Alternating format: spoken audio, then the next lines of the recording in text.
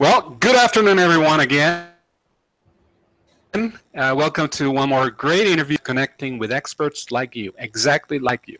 My name is Carlos from Nearsoft's Mexico City office. And for our 9th interview of Season 4, which is Travel Edition, we're going to be chatting with Michael Golden, Director of Business Development at Rented.com. Hi, Michael. Hey, how are you? I'm doing great. Thank you so much. Okay. He's director of Accom, and it's a company owners of vacations, vacation homes, second homes, investment properties with professional short-term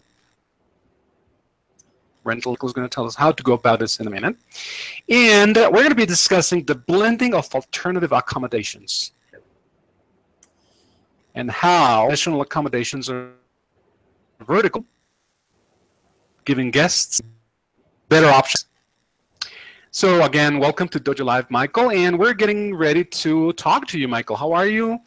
First of all, how are you today? Doing well. I appreciate you guys having me. Looking forward to our conversation today.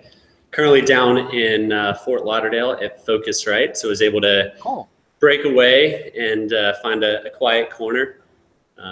So appreciate again that you guys having me. Excellent. Actually, it's our pleasure, and we're honored to have you here as well. Okay, Michael, I'd like to start off, as I normally do, just asking this about you. And tell us a little bit about you, about Michael Golden, and how you got into this industry, or why you're here. So, sure. The mic's all yours. So there were always two areas that, two segments in business that I wanted to get into. One was sports, and the other was travel. And I've touched on both through my career. Started out in door-to-door cold call selling of telecom, and quickly learned that was not for me. From there, I entered the sports side of it, which was short-lived, but tried to play professional volleyball in Europe. So signed with an agent and spent a season over there from team to team, bouncing around, trying to find a home. From there, came back to the U.S., landed back into sales and business development with a large $22 billion company, and found my way into travel through just continually telling people that, I wanted to be in travel. And ultimately a buddy of mine connected me with the founders of Rentedcom through some of his friends that he had heard about the role, and have been here since. So been about 3 years now, and loving every minute of it. I don't see myself ever being in another industry.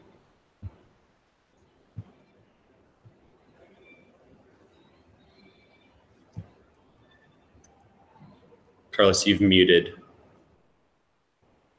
Sorry about that. I did this involuntarily. What I was saying is that I hear you because I come from a different background, communications, and then I got into the travel part of the equation in tech, which is where I work, and I totally hear you about that.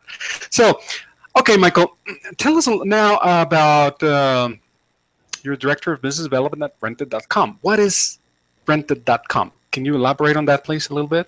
Yeah. So while we're at Focusrite, in 2014, our founder and CEO came down here and presented. We were previously called Vacation Futures.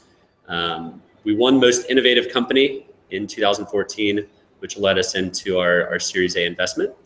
But what we do is connect asset owners with short-term rental management companies. And the way we've done that over the past few years has evolved. But we started out making management companies put some skin in the game, offering guaranteed income or fixed rent income to homeowners. And then the homeowners could, through the platform, either accept the offer or make a counter offer, or ultimately decline it in some cases.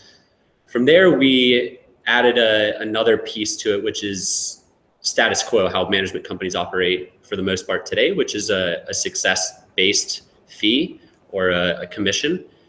And so over the past few years, we saw a lot of data between homeowners accepting guaranteed offers at a rate of 5x more often than commission offers. And yet there was a hesitancy from the management side for a myriad of reasons, either capital, cash flow, seasonality of their business. But these companies weren't willing to offer guarantees on a broad scale. So what we've done at Rented is raise a fund to help these management companies still offer homeowners what they want, which is fixed rent, guaranteed payments on their second home. And the management companies are still able to use Rented as a outsourced business development arm or a tool for their sales folks to add more units.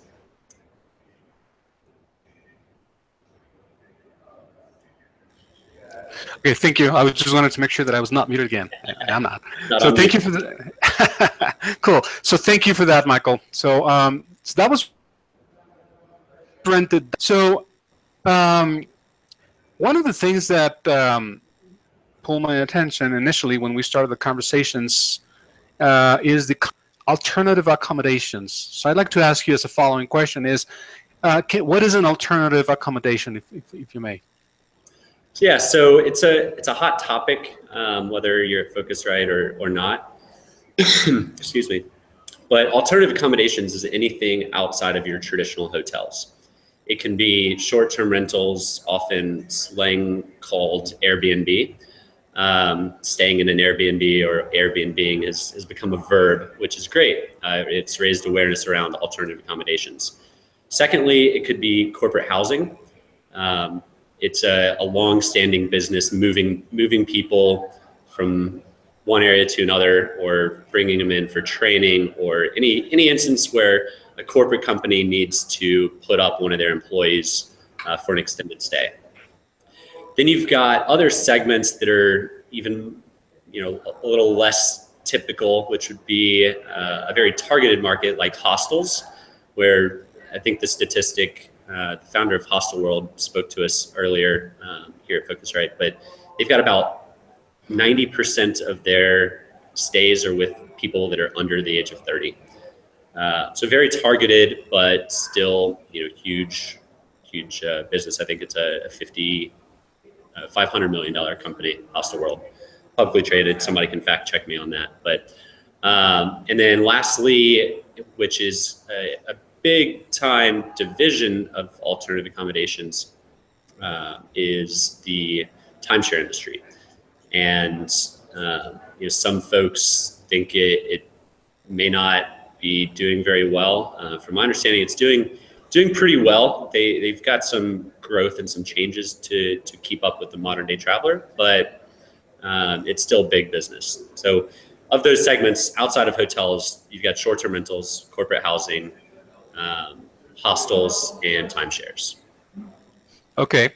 Well, you pretty much described what an alternative accommodation is, and by default, I think that I now understand the concept of my following question that I sent you, which is accommodation vertical.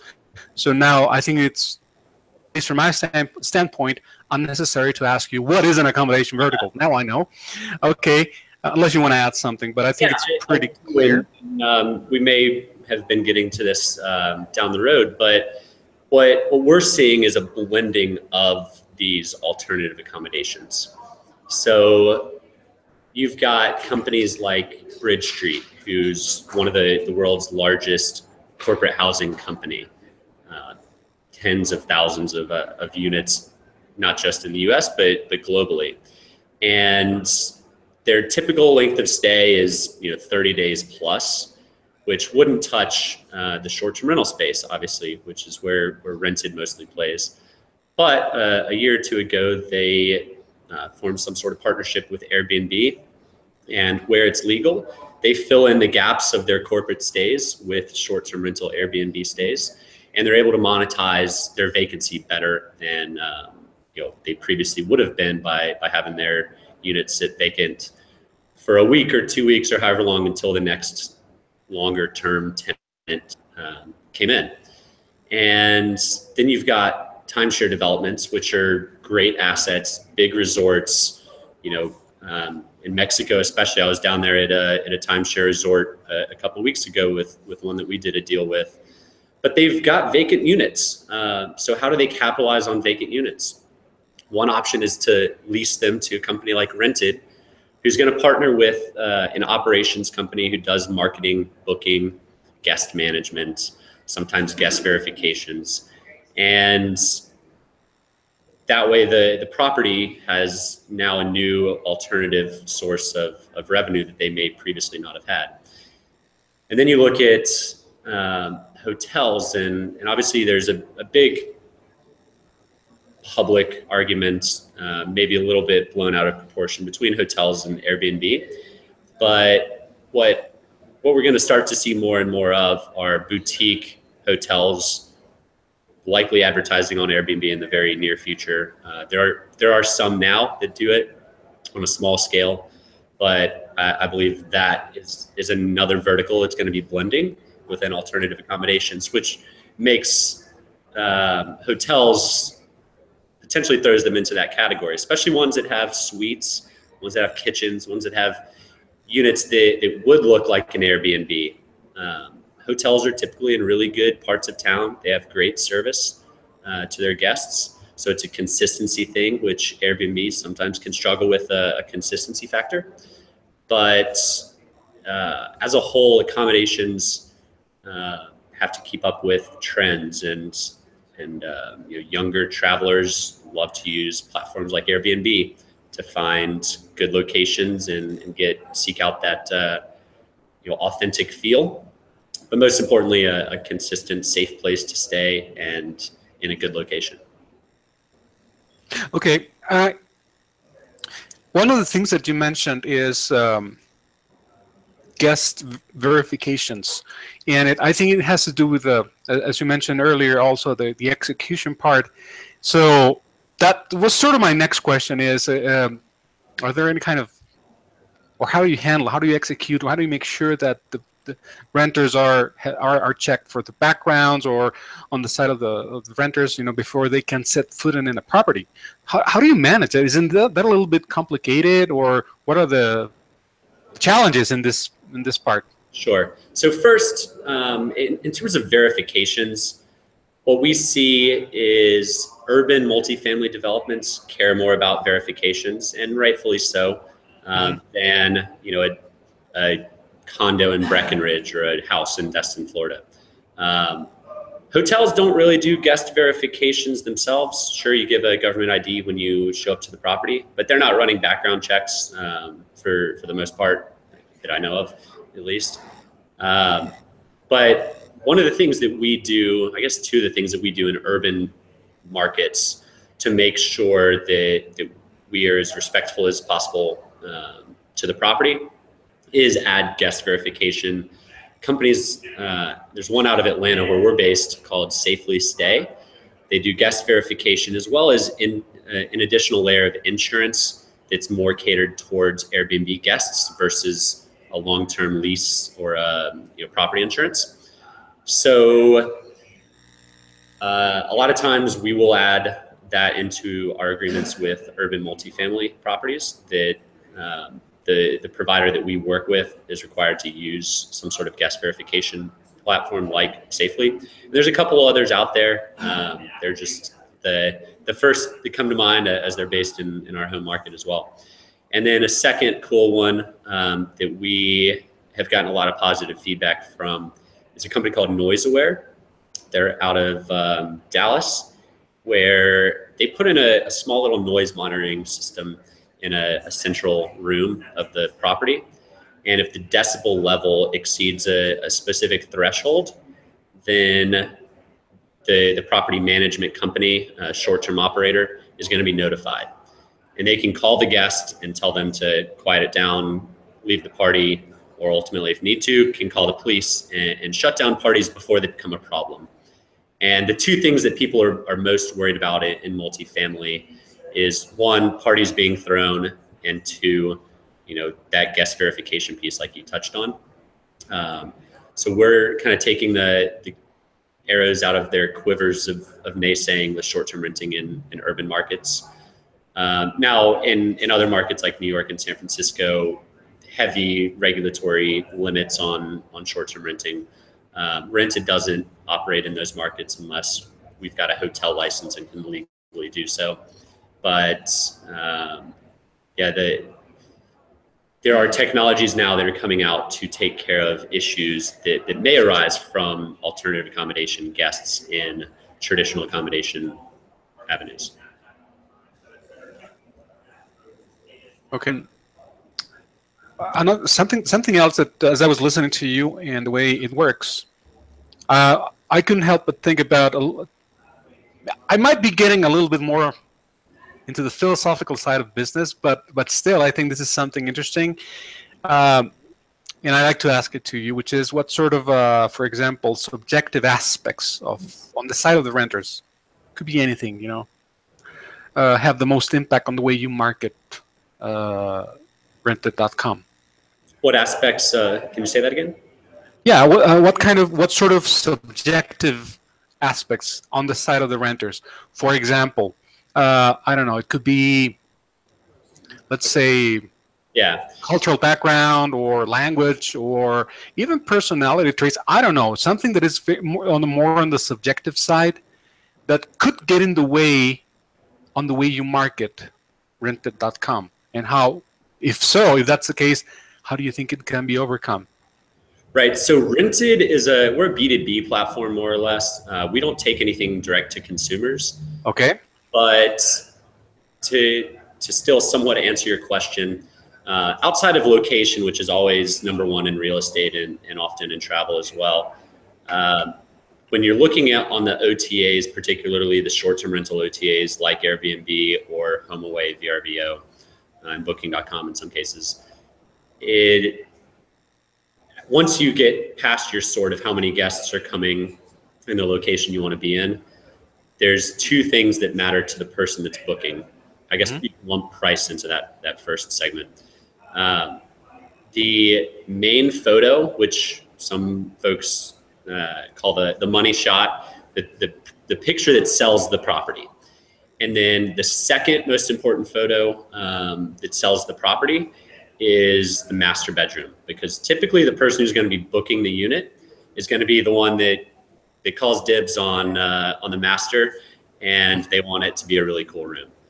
Outside of that, the rest, it just has to check their boxes. We've got 6 guests. This sleeps 6 or more. You know, but they want a view if there is one, or a room that looks really modern or attractive or well kept, clean. But outside of that, some subjective. It's super complicated, and there's some companies here that are working on AI to help predict specific consumer trends. But it's a hard thing to do, because I'm traveling right now for business, but next weekend I'm traveling with my wife to a wedding. And so when I travel for business, my stay looks different than when I'm traveling with my wife, which looks different than when I'm traveling with my larger extended family, which looks different than when I'm traveling with guy friends or couples friends, or, you know, it's so tough to do. And I'm sure there's many smart people out there that are working on that problem and will solve it. But the subjective side can be a challenge. Yeah, and well, as far as that is concerned, unfortunately, there are a lot of tools and options popping out, you know, that help make the experience more seamless, like chatbots or, as you say, artificial intelligence, you know, things like that are more on the technical side. So, but let's talk about it some other time, because one of the things, the next thing that I would like to ask you is, when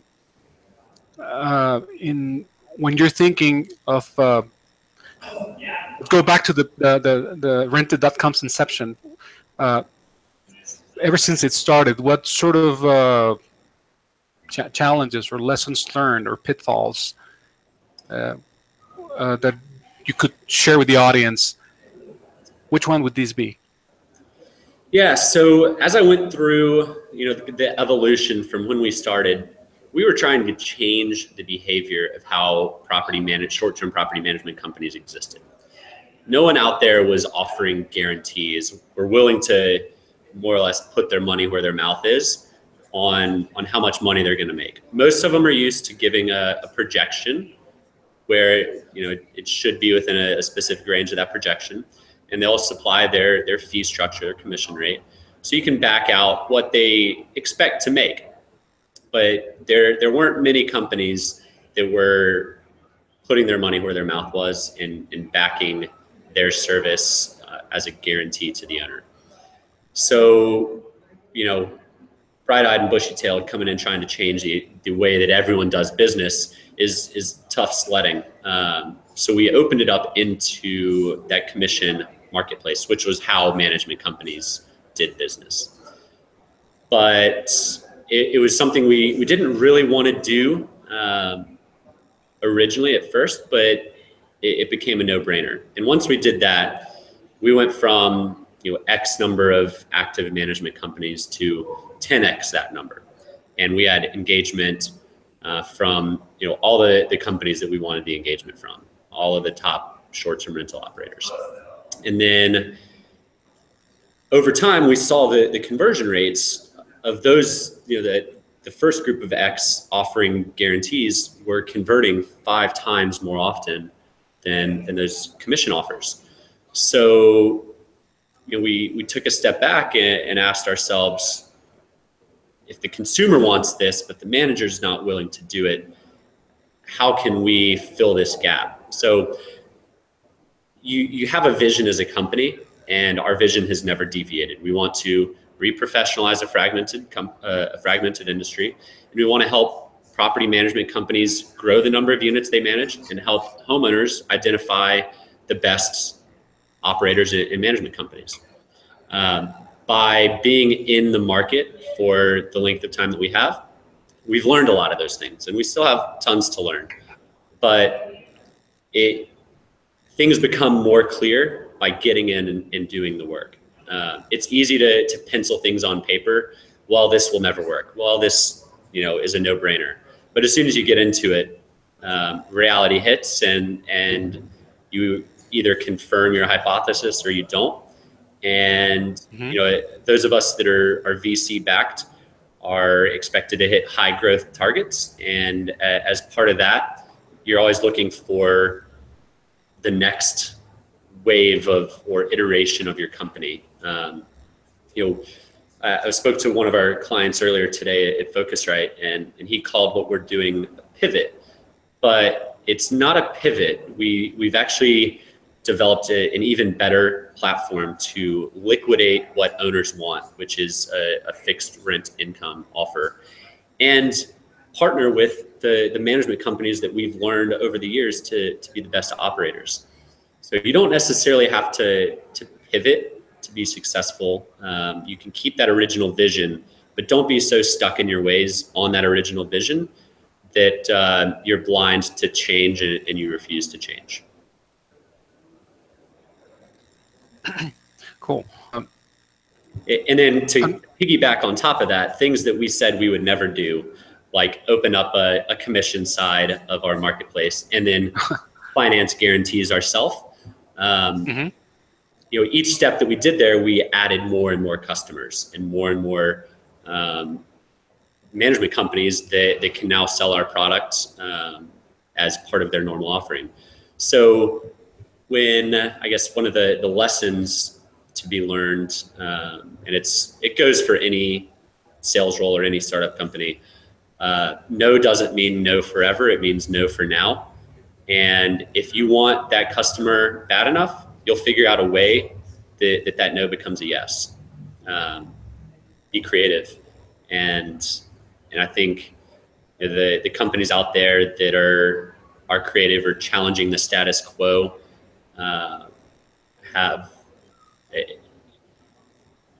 it can be a big challenge to go up against status quo and try to totally change how people do business.